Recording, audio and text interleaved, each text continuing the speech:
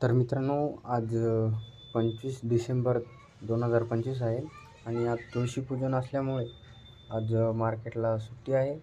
तर आज आपण काय नाही, फक्त जस्ट मार्केटचे ॲनालिसिस करूया.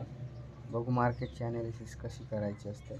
कधी पण काय करायचं माहीत आहे का, जेव्हा पण आपण सपोर्ट रेजिस्टन्स इंडियन मार्केटमध्ये फाईंड करायला जातो, तेव्हा सपोर्ट हा कालच्या टाईम फ्रेमचा घ्यायचा. जसं की 15 मिनिट कॅन्डलमध्ये इथे सपोर्ट बनतो आहे, तर इथे सपोर्ट घ्यायचा.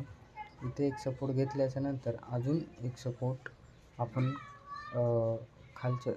ते रेजिस्टन्स घेतला आहे आपण आणि आपण इथे सपोर्ट घेणार आहे. जेव्हा कधी इथे आता येणाऱ्या 26 तारखेला मार्केटची ओपनिंग होईल, तेव्हा आपण इथे बघू शकता, जर याचं ब्रेकआउट दिलं तर मार्केट अपसाईडला राहील आणि या साईडला ब्रेकआउट दिलं, सपोर्टचं ब्रेकआउट दिलं तर मार्केट डाऊन साईडला राहील.